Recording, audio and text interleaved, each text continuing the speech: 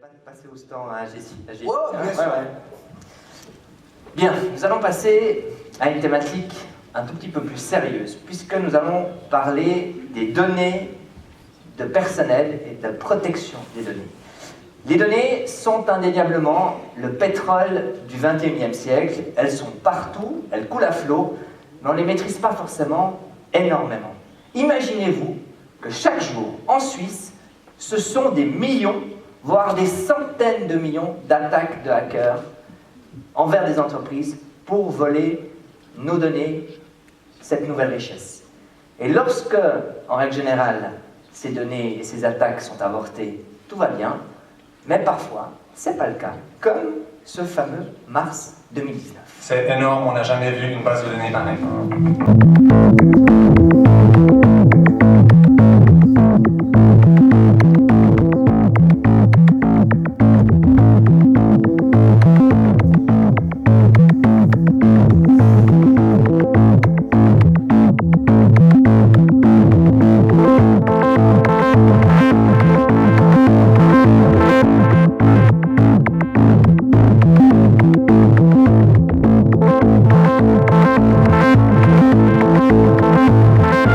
C'est exceptionnel dans le sens de la taille de tout ce qui a été publié au mois de janvier. Est-ce qu'il faut s'inquiéter quand on voit les profils des personnes qui sont contenues dans ces listes? Oui, il y a de quoi être très inquiet. Ça donne accès à des données extrêmement sensibles. Celui qui les obtient au départ, il les revend pour faire de l'argent. Il ne va jamais les utiliser. Après, ceux qui les achètent vont essayer de les exploiter pour voler des données ou procéder à des demandes de rançon ou du chantage et toutes sortes d'extorsions.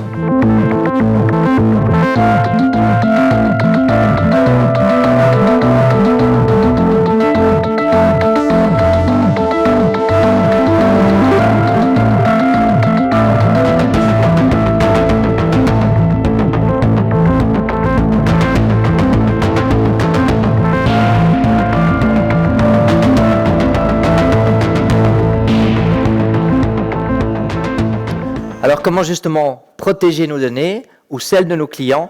Pour faire le point sur la législation actuelle en Europe et sur notre législation en cours sous la coupole fédérale, je vous demande d'accueillir François Charlet, juriste en protection des données à la Vaudoise.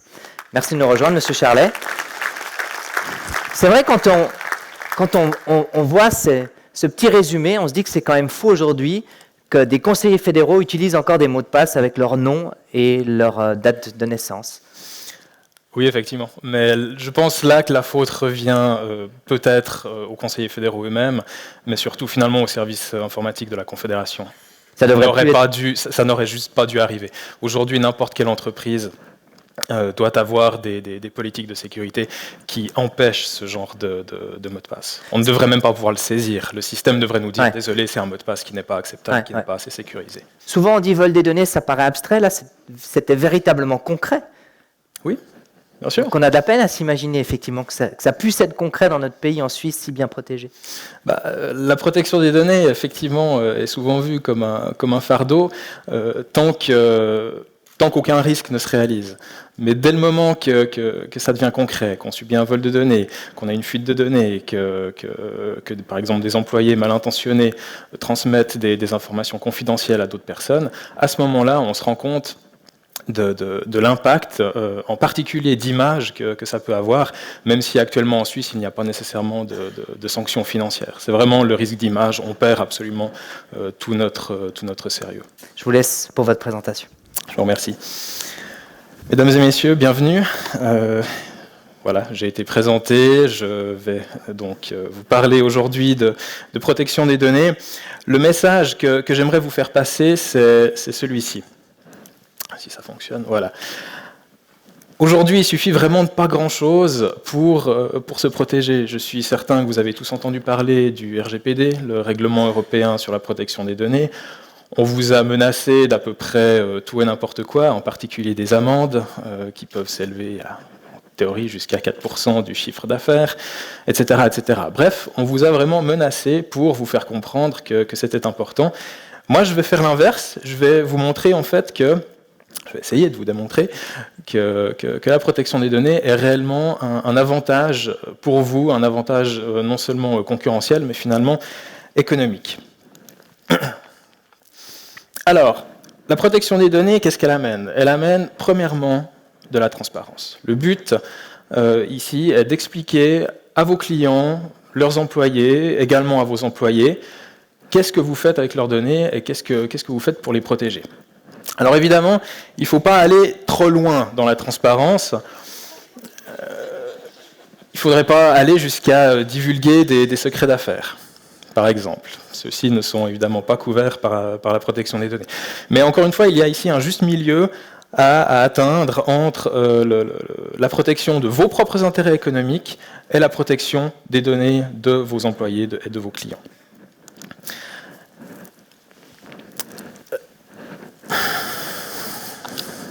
Voilà, j'y viens. Le premier but de la protection des données est en fait de protéger finalement les droits des personnes. La protection des données découle du droit fondamental à la sphère privée. On parlait avant ce matin du droit fondamental à pouvoir faire la grève. On a d'autres droits comme la liberté d'expression, la liberté d'information. La sphère privée, c'est quelque chose de tout aussi important que n'importe quel autre droit fondamental qu'il s'agit ici de protéger. Le but, c'est aussi de mettre en balance les intérêts, les vôtres en particulier, ceux d'un employeur, ceux d'un assureur, avec les intérêts des personnes à ce que les informations qui sont communiquées restent privées et qu'elles ne fuitent pas, qu'elles ne soient pas transmises à des personnes non autorisées.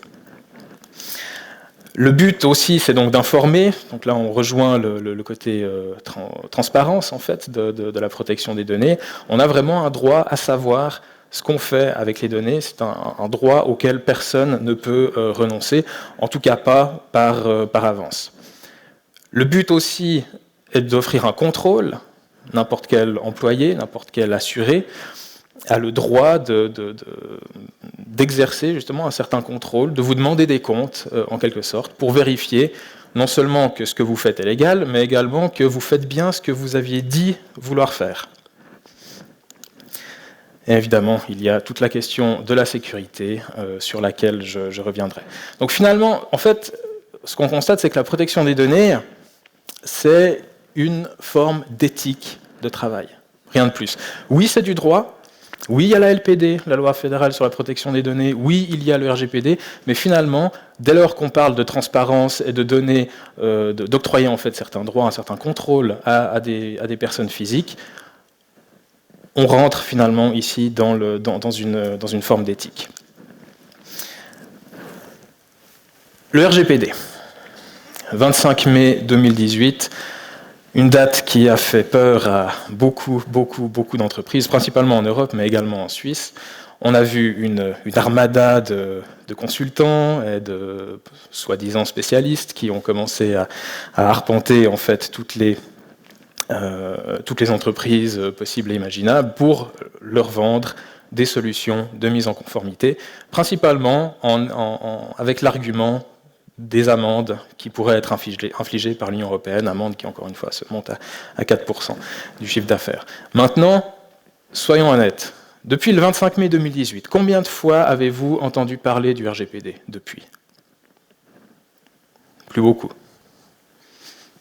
On a eu une vague, et finalement aujourd'hui on est dans le creux, on ne sait pas trop ce qui se passe, il y a quelques amendes qui sont infligées par l'Union européenne, les États membres, mais la Suisse, pour le moment, on est assez tranquille, on pourrait même dire qu'on est couvert.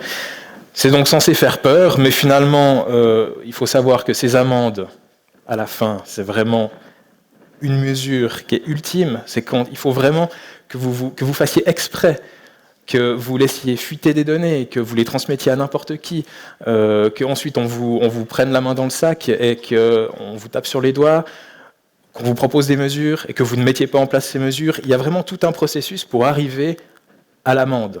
Donc l'argument en fait de la peur de l'amende est absolument infondé. Comme je vous l'ai dit, ça a permis donc l'émergence de beaucoup de consultants. C'est une réglementation qui fait peur à l'économie pour diverses raisons, mais encore une fois, dès le moment qu'on aborde cette problématique sous un angle plutôt positif, en se disant je vais faire ça pour mes assurés, pour mes clients, pour leurs employés, à ce moment-là, on rentre dans une dynamique qui est tout autre et qui amène plein de choses positives.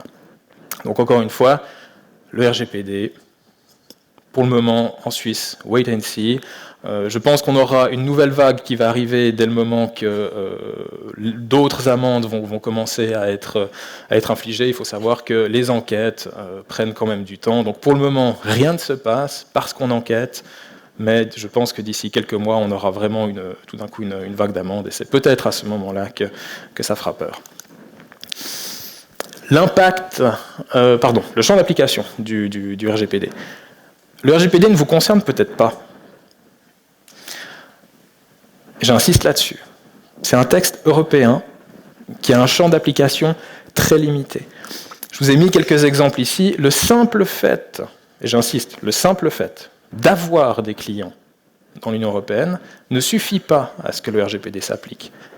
Le fait que vous ayez même des clients en Suisse qui sont de nationalité européenne, ou qui ont une nationalité d'un des pays membres de l'Union européenne, non plus n'implique pas l'application du RGPD. L'un de vos partenaires se trouve dans l'Union européenne, très bien, grand bien lui fasse. Ça ne veut pas forcément dire que le RGPD va s'appliquer à vous automatiquement. Vous affichez le prix de vos services sur votre site web en euros, grand bien vous fasse. Ce n'est pas non plus un critère. Votre site web est disponible en plusieurs langues, dont, j'imagine, l'anglais, l'allemand, qui sont également des langues officielles de l'Union européenne, très bien aussi. Ce n'est non plus pas un critère. Il faut vraiment que vous ayez une démarche active pour rechercher des clients dans l'Union européenne pour qu'à ce moment-là, le RGPD s'applique à votre activité. Si vous vous limitez au marché suisse,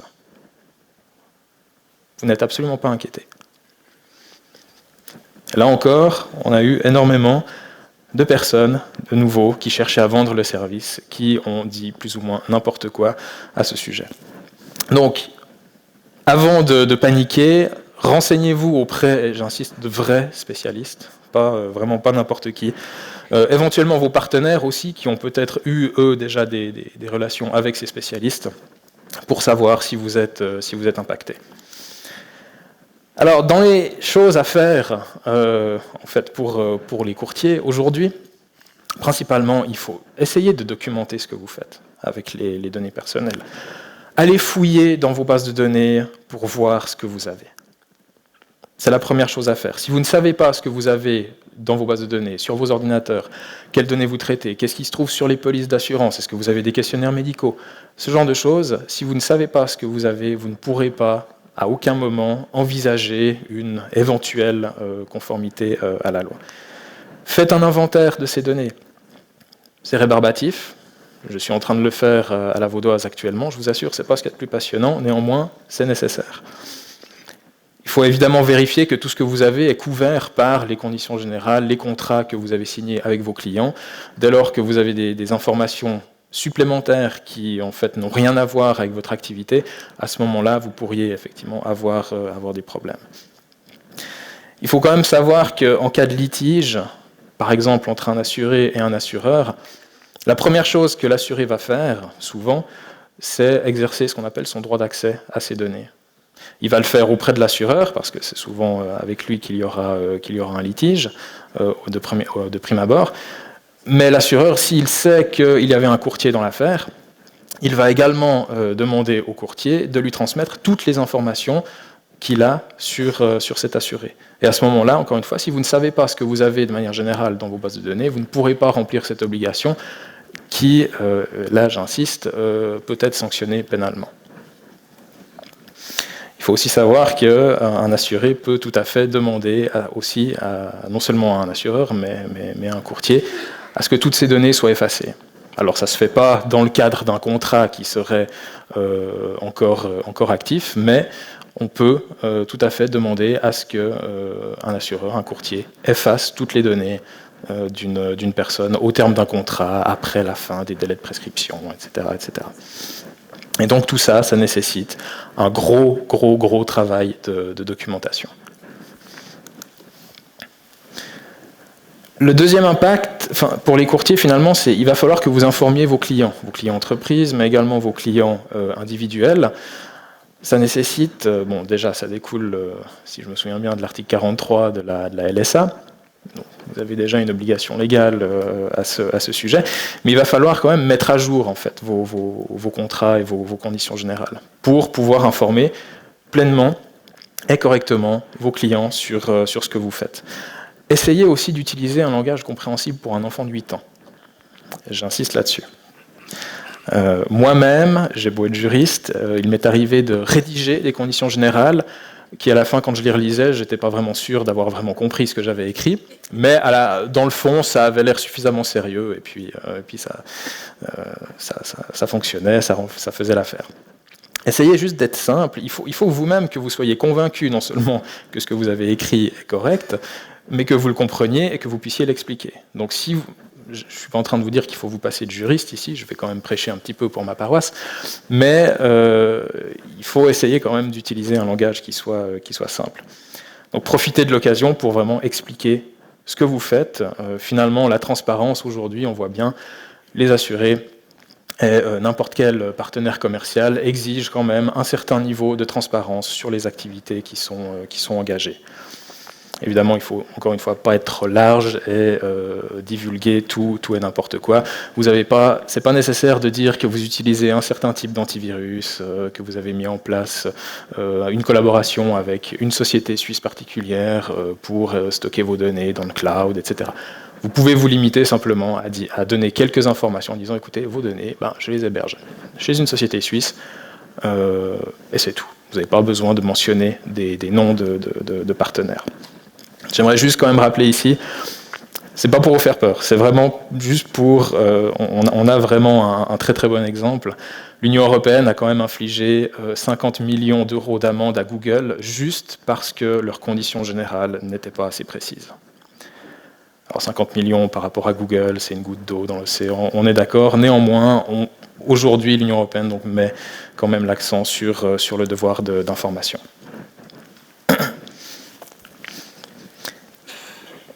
Je reviens donc ici sur la notion de sécurité. Dès que je vous parle de sécurité, vous pensez tout de suite à sécurité informatique. Antivirus, firewall, ce genre de technique. Limiter les droits d'accès, par exemple, à certaines informations sur vos ordinateurs, sur vos serveurs.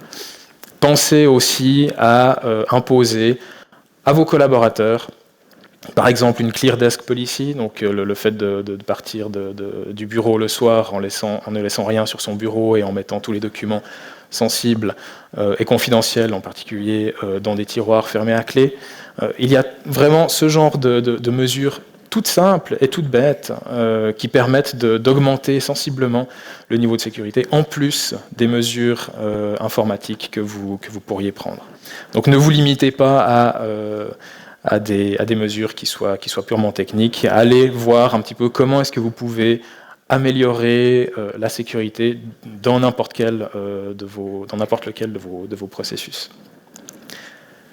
Une chose vraiment importante, j'insiste là-dessus. Je suis sûr que au moins une fois depuis, ou plus ou moins depuis le 25 mai 2018, l'un de vos clients est venu avec ce qu'on appelle en anglais un Data Processing Agreement, qui en fait devait vous imposer certaines mesures, à cause du RGPD évidemment, des mesures que vous deviez prendre justement pour garantir la sécurité, vous engager comme quoi vous garantissez la sécurité des données, la confidentialité, le fait que vous avez pris des mesures organisationnelles, techniques, etc. etc. Est-ce que je me trompe ? Qui a déjà reçu ce genre et signé évidemment ce genre d'accord ? Il y a beaucoup de menteurs dans la salle. Le problème de ces accords, c'est très bien. Vous avez des clients qui veulent se couvrir, donc évidemment pour éviter d'hypothétiques amendes, en tout cas d'hypothétiques problèmes, il faut vraiment faire très attention. Ne signez pas ces accords. Souvent, ça prend la forme des NDA, des Non-Disclosure Agreements.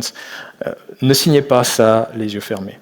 Parce que vraiment, vous allez vous engager à prendre certaines responsabilités qui, en fait, ne devraient même pas vous incomber, mais contractuellement, vous le faites. Donc lisez, là encore, ces accords sont absolument illisibles. Écrits par des juristes pour des juristes. Donc ne les signez pas sans poser des questions, essayez de creuser, essayez de comprendre l'inquiétude de votre client. Dites-lui aussi que peut-être que le RGPD ne s'applique pas à vous. Et s'il ne s'applique pas, pourquoi est-ce que vous auriez besoin de signer 20 pages d'accords de confidentialité? Donc vraiment, réfléchissez là-dessus. Alors, pour terminer, la protection des données, comme je vous l'ai dit au début, est-ce que c'est vraiment un frein aux affaires? Vous ne montrez pas de blanche en dévoilant finalement ce que vous faites. Vous êtes ouvert, vous êtes transparent. La protection des données permet de placer vos clients, leurs employés, vos collaborateurs au centre finalement de votre activité, de faire vraiment attention à ce que vous faites avec leurs informations. Vous renforcez la confiance du coup de vos clients, vous apparaissez comme un partenaire fiable. Donc en quelque sorte, prendre soin des données de vos clients, de vos employés, des employés de vos clients, c'est exactement faire la même chose que ce grand frère fait avec son petit frère. On arrivera un jour en fait où le petit frère le rendra à son petit frère, à son grand frère, par peut-être plus de contrats, je ne sais pas, peut-être plus aussi de commissions, on ne sait pas. Mais les avantages finalement, à court terme, vous ne les verrez peut-être pas nécessairement. Il y a beaucoup de travail, mais sur le moyen et sur le long terme, ça peut vraiment booster en fait votre activité économique. Donc, je vous remercie et je suis ouvert après, François, donc s'il y a des questions. Merci beaucoup, Monsieur Charlet. On peut vous applaudir. Et installez-vous là, on vous retrouve tout à l'heure pour le débat. Alors après avoir posé le cadre légal, on va s'intéresser à la réalité des consommateurs. Quels sont leurs moyens de défense, quels sont leurs moyens de protection face à cet immense inconnu que peut être justement la gestion des données. Et pour cela, je vais demander à Sophie Michaud-Gigon, la secrétaire générale de la Fédération romande des consommateurs, de venir nous rejoindre. Merci, bonjour à toutes et à tous. Je me suis demandé, puisque le sujet, c'est protection des données, pourquoi j'avais livré autant d'informations sur moi de manière consentante pour le CV. Je me suis dit, en quoi la finalité, la proportionnalité est-elle respectée quand je dis que j'aime le chocolat, alors que je vais parler de protection des données à des courtiers. Voilà, donc ça montre aussi parfois, je dirais, un peu l'incohérence de tout un chacun face à ces actes. Et puis, ça place aussi le débat. Je me réjouis de partager avec vous l'expérience de la FRC sur le sujet. Ma présentation va se dérouler en 3 points. Qui sommes-nous à la FRC? Des témoignages principaux avec un rappel du droit et ce que le projet de révision actuellement au Parlement apporte et hélas aussi n'apporte pas encore, je vais dire, en tant que lobbyiste des consommateurs. Je crois qu'on va pouvoir encore l'améliorer, je l'espère. La FRC, c'est l'occasion de le rappeler ici pour les personnes qui ne sont pas encore membres, c'est une association. Et j'insiste sur le mot association, c'est-à-dire qu'elle a été créée il y a 60 ans pour et par les consommatrices et les consommateurs maintenant. Elle n'est donc pas parapublique, elle est donc financée majoritairement par les cotisations et des membres. Et c'est ce qui nous donne les moyens de faire le travail qu'on fait, de payer toutes nos activités pour le bien commun, mais aussi d'avoir de plus en plus de membres ou de donateurs, ça nous donne du poids face aux décideurs et aux décideuses économiques et politiques avec qui on dialogue. Les thématiques que nous couvrons sont évidemment aussi multiples que le quotidien d'une consommatrice ou d'un consommateur, santé, alimentation, énergie, transport, télécom, prix, contrat, etc. Nos 3 missions sont informer, nous le faisons via des tests et des enquêtes indépendantes, un travail journalistique, car nous sommes convaincus qu'un consommateur... Ne vous inquiétez pas, on va juste vous installer correctement votre micro, comme ça... Il faut faire comme s'il n'était pas là, le monsieur. Monsieur Dupasquier, est-ce que vous pourriez m'aider comment dire... Oui, je vous propose de faire un petit numéro de claquettes. C'est une bonne idée. Parce que c'est pas très agréable d'avoir un souffle comme ça. Je vais me charcuter là derrière. Je suis sûr que c'est la première fois que ça vous arrive. Hein. C'est la première fois qu'on me. Il faut toujours des premières comme ça. Comme ça. Alors, Roger, tu peux venir faire le brushing, s'il te plaît. Là, je suis inquiète quand tu vois la tête du gars qui fait le chignon. Hein. Ouais, c'est vrai, il doit pas avoir beaucoup d'expérience au niveau chignon. On vous laisse comme ça. Parfait, on vous laisse reprendre. Très bien, merci. Donc, parce que nous sommes convaincus à la FRC qu'un consommateur averti est essentiel à une société saine. La deuxième mission, c'est aider, conseiller les consommateurs au quotidien. Ça, vous connaissez en tant que courtier. Et puis, le troisième, défendre, représenter les consommateurs au niveau des instances politiques et avec un dialogue critique avec les milieux économiques. Nous avons une communauté qui est large, qui s'élargit en ambassadeurs, donc des fans, des followers, en influenceurs, en lanceurs d'alerte, en donateurs, en bénévoles et en membres. Nous sommes donc en lien avec les gens et la population au quotidien. Et je vous rassure, les litiges de consommation principaux ne sont pas ceux qui concernent les courtiers ou les courtières. Ils ne détiennent pas la palme des doléances des consommateurs et je suis certaine en fait que cela ira toujours d'ailleurs en s'améliorant. Les points qui crochent globalement, et là je fais juste une parenthèse par rapport au sujet d'aujourd'hui, c'est quand les gens appellent et qu'ils ont un problème avec un courtier et qu'on ne peut pas ensuite les rediriger vers un médiateur, comme c'est le cas avec les assurances, assurance maladie ou assurance privée. Il n'y a pas moyen en fait de faire intermédiaire avec les courtiers. Parfois on les envoie au préposé fédéral, mais ce n'est pas un médiateur non plus. Donc là, il y a un manque. Et puis l'autre souci, c'est évidemment le droit de rétractation qui existe quand vous achetez du vin ou de la gelée royale, mais qui n'existe pas quand vous concluez un contrat d'assurance dû à une exception faite dans le Code des obligations qui est pour nous incompréhensible. Et on espère vivement que la loi sur le contrat d'assurance en révision puisse l'intégrer dorénavant. Donc, le premier cas de témoignage, maintenant, on retourne donc au sujet précisément de la LPD et de la protection des données. Le premier cas est relatif au genre d'informations concernant les personnes utilisées lors du démarchage ou des discussions. Des informations sensibles, des données que les personnes jugent comme étant vraiment privées, qu'ils ne comprennent pas être en possession d'inconnus qui viennent leur vendre une assurance.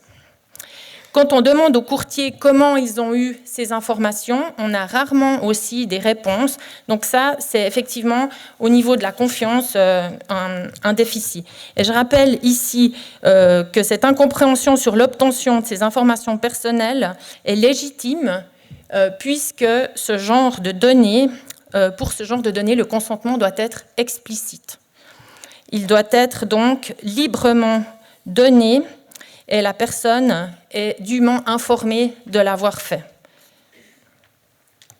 Le deuxième cas, c'est des demandes d'informations qui peuvent être perçues comme intrusives ou comme risquées ou en tout cas non justifiées par les personnes et elles ont bien raison de les considérer comme telles. Car le principe de proportionnalité doit primer en protection des données. C'est le cas le plus fréquent, c'est celui des clauses très vagues qui délient par exemple du secret médical, ce qui est souvent un trop grand pas nécessaire à la conclusion d'un contrat. Et là, pour rappel, la pondération des intérêts est à effectuer de manière accrue lorsque les données sont sensibles, comme le sont celles liées à notre santé. Donc il faudra cibler le traitement des données réellement nécessaires et demander un accès supplémentaire aux assurés concernés si c'est nécessaire. Je pense que c'est ici aussi le bon moment juste de rappeler le principe qui sous-tend l'article LPD sur le devoir d'information. Les finalités du traitement des données, les personnes qui y auront accès, l'accès à ses propres données afin de connaître ce que le maître du fichier détient comme données sur nous, et bien sûr les conséquences qui découleraient d'un refus de fournir ces données personnelles demandées. Ces informations sont la base d'un consentement libre et éclairé de l'assuré. Ainsi, les assurés seront rassurés dans leur rapport contractuel. Le troisième exemple de cas est celui du fichier de solvabilité. La FRC se bat au niveau politique lorsqu'elle est invitée aux auditions parlementaires ou lorsque les lois permettent justement d'y faire référence à nouveau contre cette pratique douteuse. Vous avez peut-être fait le test, vous-même vous êtes peut-être fiché, vous avez peut-être une note et vous ne le savez pas, et peut-être que vous ne la méritez pas non plus, cette note-là. En fait, ce système de notation paraît arbitraire, ou du moins il est inconnu. Certaines informations ne sont pas correctes, par exemple dans les noms, et la personne n'est pas mise au courant qu'elle est fichée et notée. Donc dites à vos clients, si c'est pour cette raison que vous émettez des doutes sur la conclusion d'un contrat, et indiquez-lui à votre client comment contester les informations auprès de l'entreprise qui a ainsi à la sensibilisation à ce problème. Passons maintenant à ce que nous réserve le projet de révision de la LPD. Aujourd'hui, il est en commission, à Berne d'ailleurs. Basé sur l'entrée en vigueur du RGPD, il y a une année, nous poussons à la FRC pour une loi qui aille dans cette direction, mais elle en est bien loin. Les parlementaires ne se rendent pas tous compte de l'importance du sujet, ni ne sont pressés d'avancer. Le contexte général étant posé, listons quelques avantages quand même. La protection des données doit être réfléchie à la base, dans le projet de révision, dès la mise en place du nouveau système de gestion ou d'organisation. C'est une bonne chose. Par exemple, la conception technique du fichier assure que régulièrement les données sont anonymisées ou sont détruites. Et également par défaut. Donc, préprogrammé pour protéger les données, comme sur un site qui utilisera des cookies de manière minimale. Ici, vous pouvez choisir si vous souhaitez la collecte et utilisation minimale ou si vous êtes d'accord pour que vos données soient utilisées pour cibler vos préférences ou pour participer aux statistiques. Bon, pour la dernière coche, marketing, je me demande bien qui c'est qui coche, mais disons, il y a aussi la possibilité. D'ailleurs, ici, c'est précoché, ce qui n'est pas optimal pour respecter le droit européen et prochainement le droit suisse. Il faudrait que ce ne soit pas précoché. Maintenant, les points à améliorer dans ce projet sont les suivants. Le devoir de transparence est vraiment une bonne chose qu'on retrouve dans le projet. Nous sommes satisfaits justement qu'il soit intégré. Mais l'entreprise, qui donc m'informera que mes données sont collectées, sont traitées, ça ne me sert à rien en fait si je ne sais pas ce que je peux en faire. C'est-à-dire que l'article ne va pas assez loin sur le devoir d'information. Ce devoir doit être étendu au droit d'accès à mon dossier, de rectification des données, de destruction, de retirer mon consentement, etc., qui font tous partie des droits que j'ai dans la LPD, mais que je ne sais pas avoir et donc que je n'utilise pas. Le consentement doit être réellement libre et non lié à la conclusion du contrat. Par exemple, le refus de consentir au traitement de mes données à des fins marketing, il n'est pas nécessaire à l'exécution du contrat, et si je refuse de livrer mes données pour ceci, ça ne doit pas avoir de conséquences sur la conclusion ou sur des prestations, la conclusion du contrat ou sur des prestations de services. Et je dirais pour un dernier point vraiment essentiel dans le projet et qui est à améliorer, c'est comme souvent en fait dans les questions de consommation en Suisse, c'est la question des sanctions ou des amendes.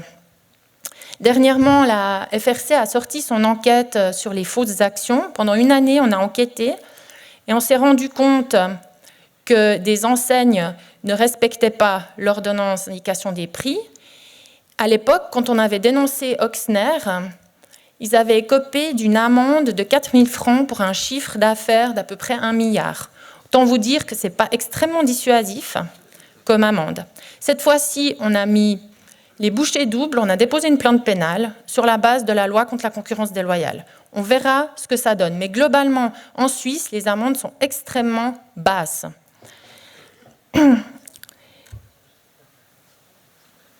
Donc, il arrive effectivement que plusieurs lois ne sont pas appliquées ou par manque de sanctions, en fait.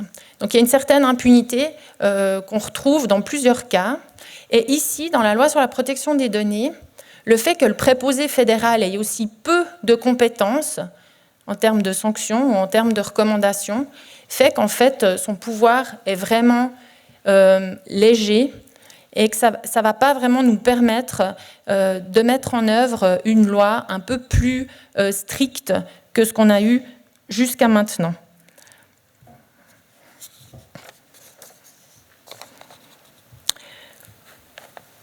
Il n'y a pas beaucoup de cas de protection des données qu'on reçoit à la permanence de la FRC qui sont liés à des courtiers. Mais comme le droit est en mouvement, justement, comme cette révision est en cours, à la FRC, on trouve que c'est vraiment une bonne chose qu'une conférence thématise ceci. On dédiabolise aussi cette loi, on se rend compte qu'elle bénéficie à tout le monde et qu'elle crée aussi un espace économique qui est plus sûr. Donc nous vous remercions de vous intéresser à ce sujet et nous sommes convaincus à la FRC que des assurés rassurés, c'est bon pour les affaires, des assurances, donc des courtiers. Et que les courtiers sont des conseillers, et c'est un point en commun que nous avons à la FRC avec les courtiers. Voilà, je vous remercie de votre attention. Merci beaucoup, Madame Sophie Michaud-Gigon. C'est joli, les assurés rassurés. Venez vous asseoir. Et évidemment, il y a un domaine extrêmement concerné par la protection des données, puisqu'extrêmement sensible, c'est le domaine de la santé. Et pour ça, j'ai demandé à Dominique Grech de venir nous rejoindre. Dominique Grech est membre de la direction élargie de l'ASA, l'Association suisse des assureurs.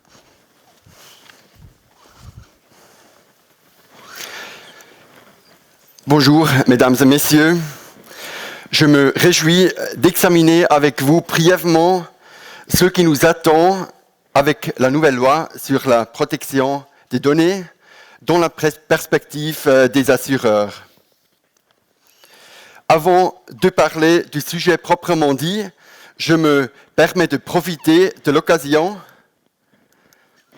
et de vous présenter brièvement notre association suisse d'assurance l'ASA. Nous sommes l'organisation fêtière des assurances privées.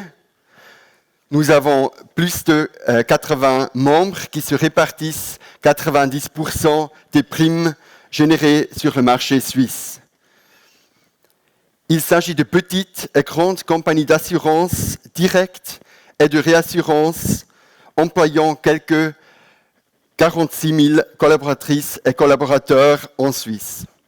Et le financement s'effectue par les cotisations des sociétés membres.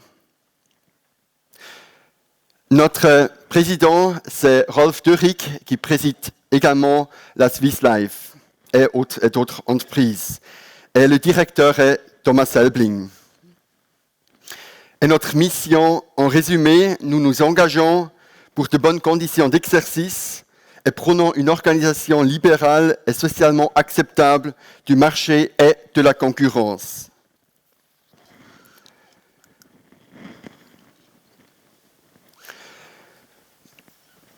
Notre association se base sur le système de milice. C'est très important.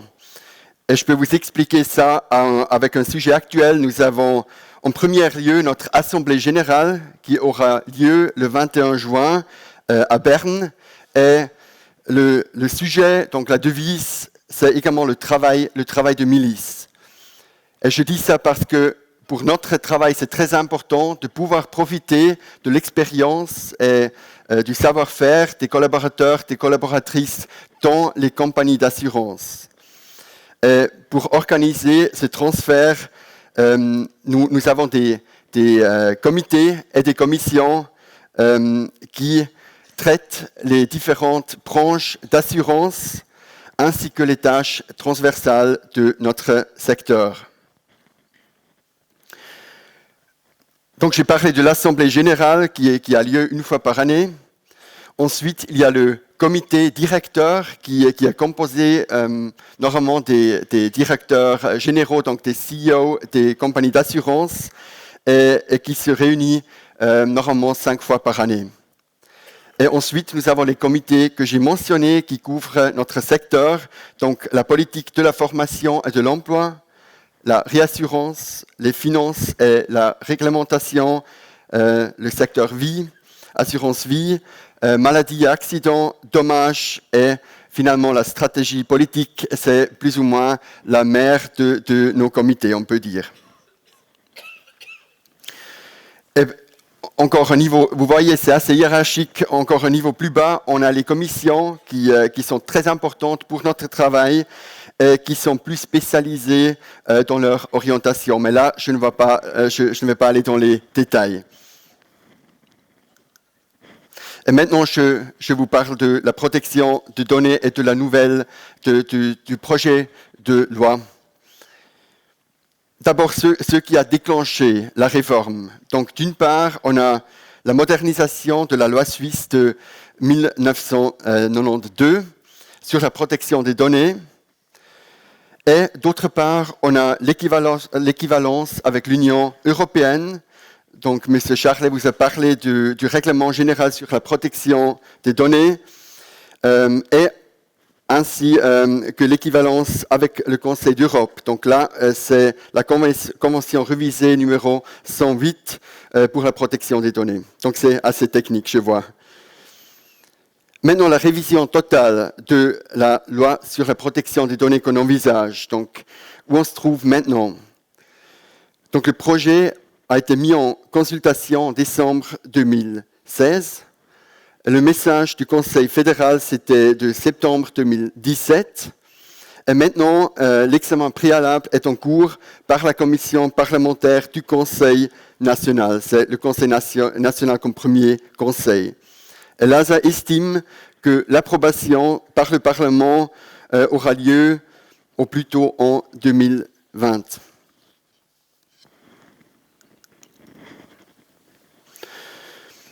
Une petite synthèse de la révision.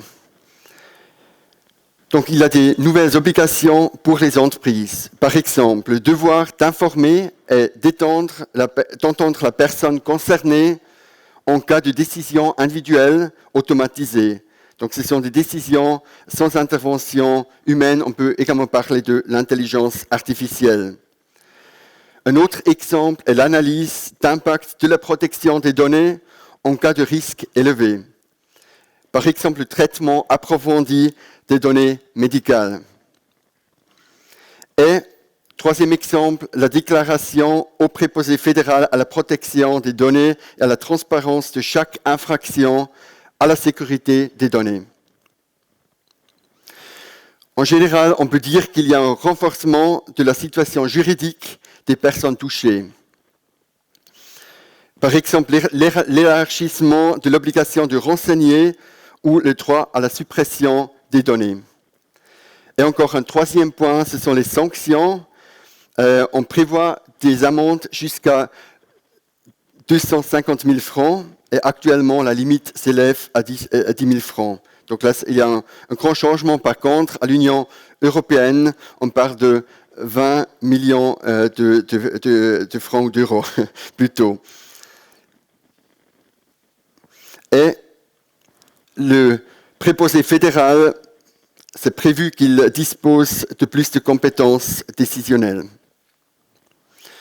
Notre conclusion, c'est, au lieu de faire des spéculations, il faut d'abord attendre la version définitive de la loi.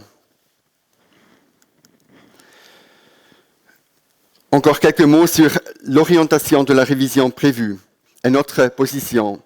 Donc d'abord, je peux dire que l'ASA soutient cette révision. Diverses requêtes de l'ASA ont été prises en compte dans le message. Par exemple, la restriction au délit intentionnel pour éviter que les actes de négligence soient punissables. Ou l'introduction de conseillers à la protection des données dans les entreprises. Néanmoins, le projet requiert d'autres adaptations, comme l'allègement des devoirs d'information concernant les pays destinataires en cas de communication des données à l'étranger. Donc là, on peut penser aux solutions cloud ou en cas de collecte de données auprès de tiers. Une autre adaptation est nécessaire quant à la punissabilité des entreprises et non des collaborateurs. Et finalement, il faut une harmonisation du droit des assurances sociales dans la nouvelle LPD, et notamment une inscription du case management dans la loi sur l'assurance accident. Donc notre association s'engage pour un délai transitoire de 2 ans entre le vote final et l'entrée en vigueur de la nouvelle loi pour que les compagnies aient le temps de s'y adapter. Donc c'est un défi pour les grandes compagnies d'assurance, mais surtout pour les petites et moyennes entreprises. Pour terminer ma présentation, j'aimerais examiner de manière brève les rôles dans le secteur d'assurance quant aux protections de données. Donc là, on regarde la chaîne de création de valeur d'une manière simplifiée. D'un côté, j'ai mis l'offre avec l'étude de marché, le développement de produits, le marketing et la vente directe.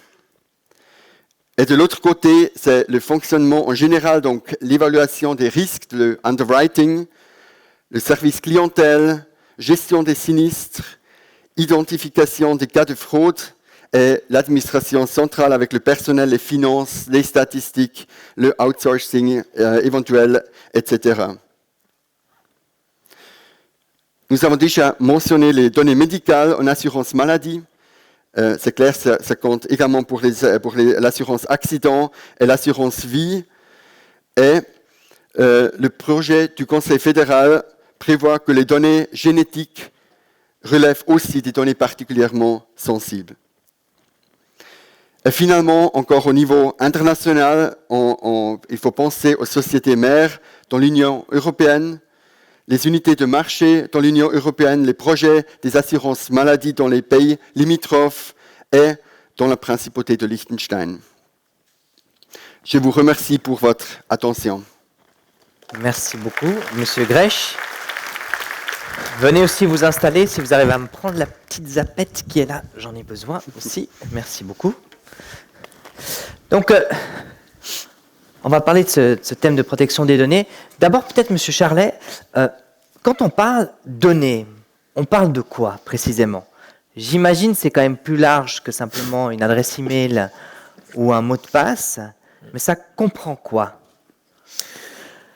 Alors, on parle premièrement d'informations, et dès qu'on parle de données personnelles, c'est vraiment des informations qui concernent une personne physique. Donc ça peut être évidemment le nom, le prénom, une date de naissance, une adresse email, une adresse IP, une adresse postale, un questionnaire médical, toutes les informations qui se trouvent sur une police d'assurance, ce genre d'informations. Aujourd'hui, le problème qu'on a, c'est que ça va quand même un petit peu plus loin. On se rend compte en fait que même des données qui sont complètement anonymes permettent en fait d'identifier des personnes. On ne sait pas nécessairement qui se cache derrière, on n'a pas l'identité, mais on arrive à individualiser une personne dans une énorme masse de données. C'est typiquement ce que fait Google en disant, écoutez, voilà, on collecte des données anonymes à votre sujet, néanmoins, Google arrive à afficher des publicités ciblées pour vous en fonction de votre navigation. Google ne sait pas qui vous êtes, mais il arrive quand même, sur la base de données purement techniques, à vous individualiser. Et à ce moment-là, en fait, on doit partir de l'idée... Donc l'anonymat conduit à cette individualisation, à finalement vous identifier. Ce que je veux dire, c'est que même avec des données anonymes, on arrive par derrière à identifier des personnes et que le fait d'avoir des données anonymes, aujourd'hui, avec les machines, le big data, l'intelligence artificielle, ne permet plus, en fait, d'évacuer la protection des données, quoi. Madame Gigon, vous nous avez détaillé quelques cas, 3 cas concrets.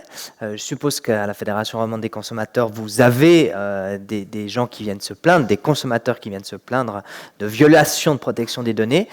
Mais globalement, est-ce que vous n'avez pas l'impression quand même que le consommateur n'est ni conscient de ses devoirs, ni conscient de ses obligations par rapport à cette thématique qui reste quand même aujourd'hui assez obscure?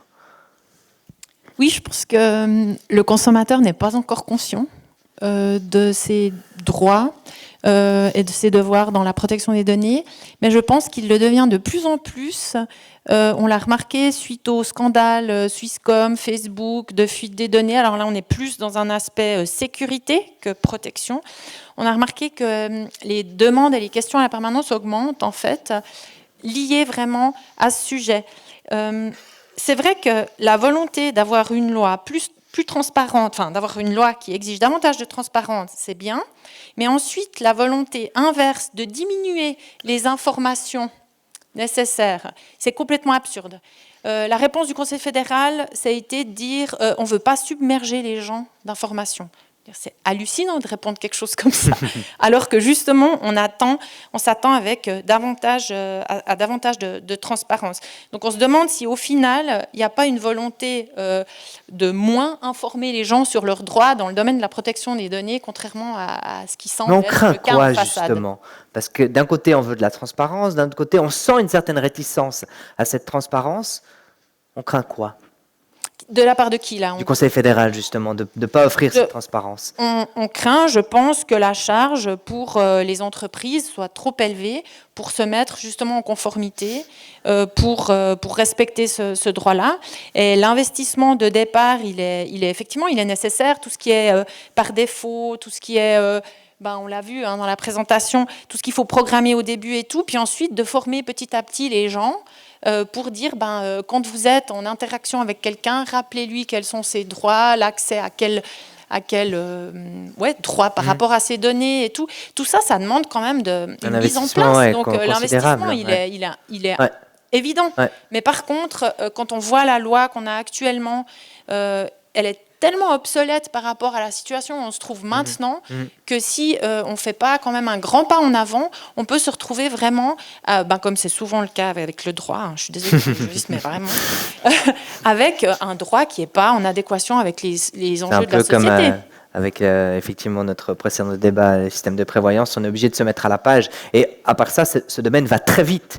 C'est vrai que cette protection des données a apparu il y a quelques années, mais les entreprises, Google, nous ont distanciés il y a bien longtemps, M. Charlet, par exemple. C'est vrai qu'on commence maintenant à mesurer un peu les impacts, mais les entreprises, elles ont utilisé ces données bien avant qu'on ait cette prise de conscience.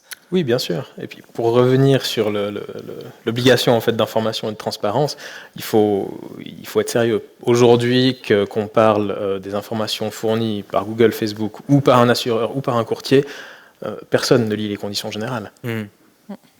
Donc, mais comment est-ce qu'on pourrait faire pour simplifier ça? Parce justement, quand bien même on donne les informations à la personne, justement, on peut pas aujourd'hui considérer qu'une personne, que ce soit un assuré ou n'importe quel autre consommateur, lui dire, écoutez, voici 10 pages de conditions générales, si vous entrez en relation contractuelle avec moi, voilà ce que vous acceptez. Le problème, il est là, c'est que, encore une fois, ces conditions générales sont rédigées par des gens comme moi, Merci. Pour des gens comme mais alors pourquoi et pas pour des consommateurs. Pourquoi est-ce qu'on ne pourrait pas imaginer des conditions générales, donc globales, je comprends votre souci en tant que juriste, mais d'avoir, comme vous le disiez après, des conditions générales simplifiées pour un enfant de 8 ans, mais qui correspondent exactement à ce qu'on a dans les conditions générales, mais qui sont compréhensibles pour le consommateur? C'est ce qu'on essaye de faire, enfin l'industrie en tout cas des grosses entreprises informatiques. Aujourd'hui, on a les conditions générales qui sont toujours là, qui n'ont pas changé. Par contre, avant ces conditions, on explique par des schémas, on simplifie, puis on dit écoutez, voilà exactement ce qu'on fait avec vos données. Oui, on les partage avec des tiers. Oui, on fait de l'intelligence artificielle dessus. Oui, on les utilise à des fins de recherche. Et là, on résume en fait 10 ou 20 pages de conditions générales en une page qui soit compréhensible. Le problème, c'est que ce résumé-là juridiquement n'a juste aucun impact. Donc on fait que résumer des conditions générales que personne... Mais si on a les deux, on sait ce qu'on signe au moins. Non, parce que dans les conditions générales, on aura pris soin de mentionner le petit résumé qui se trouve au voilà. sommet. Donc quelque part, ça vous arrange cette opacité. Oui, bien sûr. Merci. C'était bien de le dire quand même. Mais vous disiez avant justement que les grands groupes informatiques ont déjà utilisaient déjà des données pour avant même en fait qu'on ait ce devoir de transparence là. Aujourd'hui, ils continuent. Allez lire. Je vous invite sincèrement une fois à aller lire les conditions générales pour ceux qui sont sur Facebook. De Facebook, vous allez vous dire mais en fait il n'y a absolument rien de dérangeant là-dedans. Pourquoi ? Parce que tout ce qui est dérangeant, il le cache derrière des « nous faisons notamment ceci ». On vous liste après le « notamment », on va vous dire « voilà ce qu'on fait », justement. Alors on va utiliser vos données pour... on a vos photos, on a vos messages privés qu'on vous promet qu'on ne va pas lire, on a tout ce que vous publiez, plus ce que vous ne publiez pas, plus ce qu'on déduit. Ça, ils nous le disent. Mais ce qu'ils vont en faire réellement derrière, est-ce que vous savez que quand vous avez un compte Facebook, on utilise vos données pour faire de la recherche scientifique ? C'est très bien, c'est un but honorable, j'ai envie de dire, mais on ne le sait pas. Et quand on s'inscrit sur Facebook, on ne s'inscrit pas pour faire de la recherche. Non, plutôt on recherche une personne, mais on ne fait pas de la recherche scientifique. Donc on essaye systématiquement de cacher en fait ce qu'on fait, parce que si on devait vraiment lister absolument tout ce qu'on fait, on aurait des conditions générales encore plus longues. Et surtout, là, dans ce cas-là, peut-être que là, la transparence posait un petit peu. Monsieur Grech, alors, quand on veut protéger son argent, on sait comment faire en Suisse. Quand on veut protéger ses données, notamment dans le domaine médical, on ne sait pas comment faire. Pourquoi est-ce qu'il n'y a pas un mode d'emploi simple ? Oui, tout d'abord, il faut dire que les temps où vous saviez comment protéger votre argent sont passés. Parce que c'était plus facile, le secret bancaire était réglé dans une loi, et c'était applicable pour tout le secteur banquier entier. Mais quand on va à vos données médicales, vous avez plusieurs acteurs. Vous avez le médecin de famille, le spécialiste, les laboratoires, il y a l'assurance qui vous rembourse les frais, qui calcule la franchise et tout. Donc il y a vraiment un grand échange. Et si on a une maladie grave ou un accident grave, il y a également une rente éventuelle. Donc ça complique vraiment le sujet comparé au secteur bancaire. Et néanmoins, la protection est garantie par plusieurs lois. Donc il s'agit de données sensibles. Donc d'une part c'est la loi dont on parle maintenant, la loi sur la protection des données. Mais c'est également la loi sur l'assurance maladie qui prévoit des mesures de sécurité. Merci. Madame Gigon, vous disiez tout à l'heure, il y a des démarches qui peuvent paraître intrusives quand on pose des questions. Mais ce que j'essaie de saisir, c'est que c'est extrêmement personnel. C'est-à-dire que moi, je peux vous poser une question, est-ce que vous êtes en bonne santé aujourd'hui ? Vous me direz, c'est intrusif, alors que je pose la même question à M. Charlet, qui me répondra sans problème. Donc, certainement pas.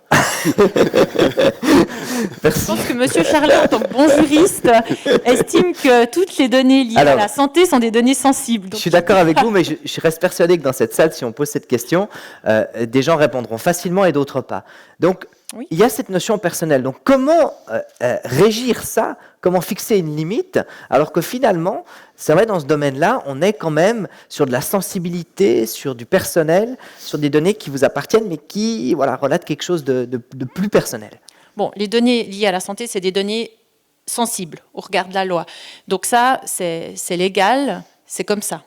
Après, une personne, surtout là où elle va être mal à l'aise et où elle va peut-être appeler la FRC, ce qu'elle va dire, comment ça se fait que ce monsieur que je ne connais pas a des données sur moi, je ne sais pas d'où.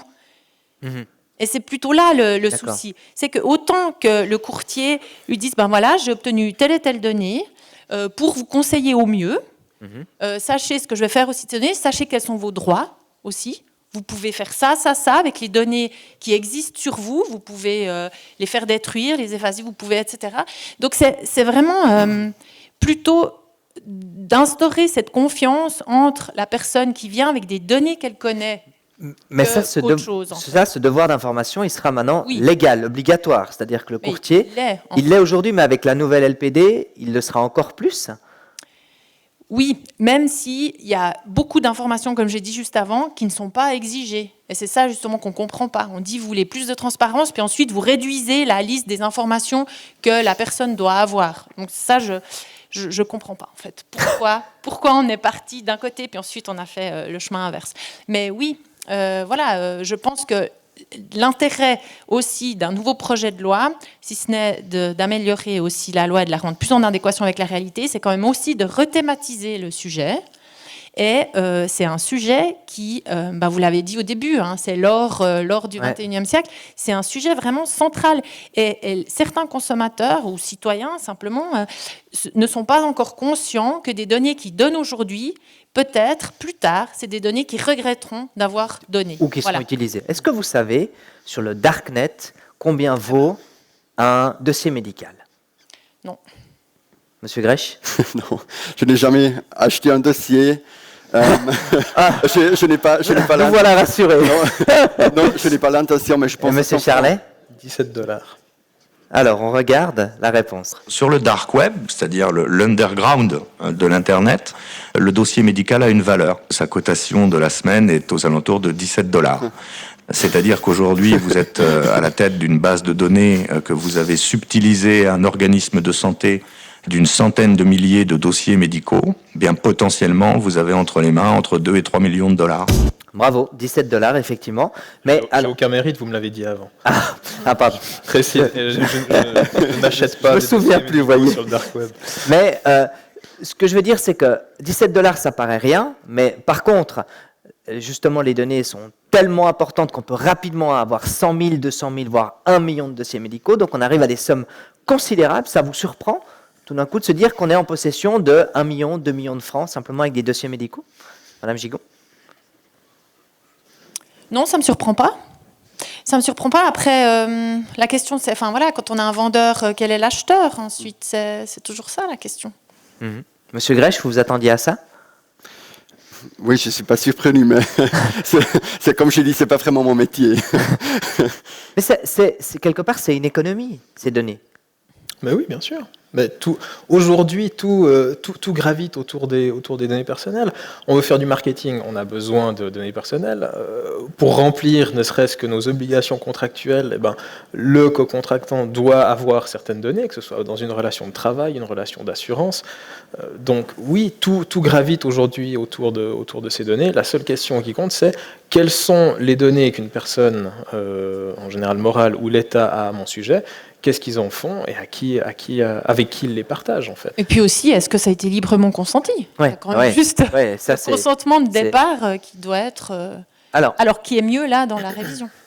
Cette entreprise, Affidea, spécialisée dans l'imagerie diagnostique, donc ARM, scanner, etc., était pionnière en Suisse puisqu'elle a mis tout un système en place suite à la RGPD pour pouvoir assurer une protection des données à ses clients et aussi à ses employés.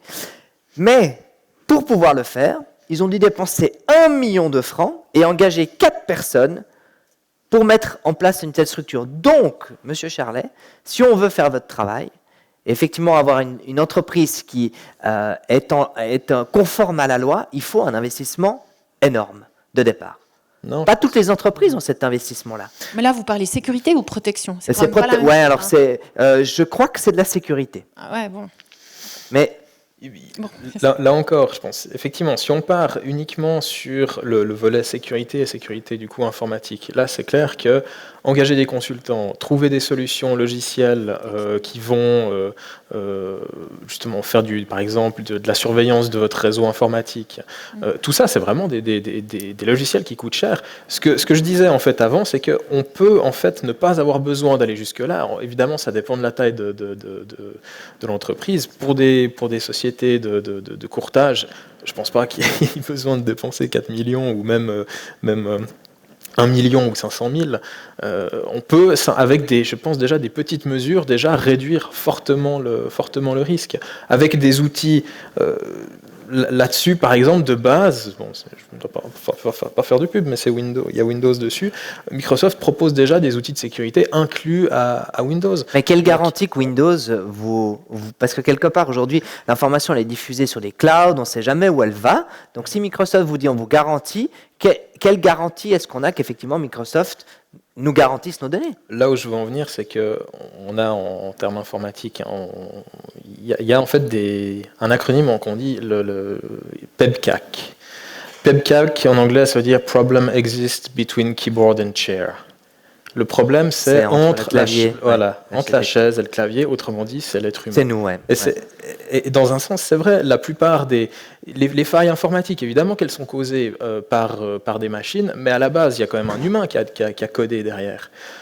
Quand il peut y avoir une autre fuite, ou bien quand on envoie un email, comme je l'ai fait récemment, pas dans un cadre professionnel, mais privé, où au lieu d'envoyer le mail et puis de mettre les adresses email dans le champ CCI en copie cachée, et puis on le met en CC ou en A, voilà, ça aussi c'est des fuites de données en fait qui sont involontaires, mais qui ne sont pas causées par la machine ou par l'informatique, mais par l'être humain. Donc avant d'investir des sommes faramineuses dans des consultants, dans des solutions techniques, déjà regardons ce qu'on peut faire, nous-mêmes, et puis réfléchir à repenser certains processus. Est-ce qu'il y a des questions dans l'Assemblée? Est-ce que quelqu'un aimerait éventuellement poser des questions à nos experts? Oui. Ouais. Bon, déjà, je suis content, je viens d'apprendre un nouveau mot, c'est les PEBCAC. Ça se passe entre le clavier et la chaise. Donc, quand ça se passe entre le siège et les fesses, ça s'appelle le PEP quelque chose aussi. Bon. Et, je voulais savoir au niveau des cookies, là, parce qu'on a beaucoup parlé de la confiance, et ça, j'espère que dans la nouvelle loi, ça va vraiment changer avec les cookies, parce que moi, ça fait des années que je dis d'accord aux cookies, et je n'ai jamais reçu un seul à la maison. Ça va changer? Ça va changer. Merci.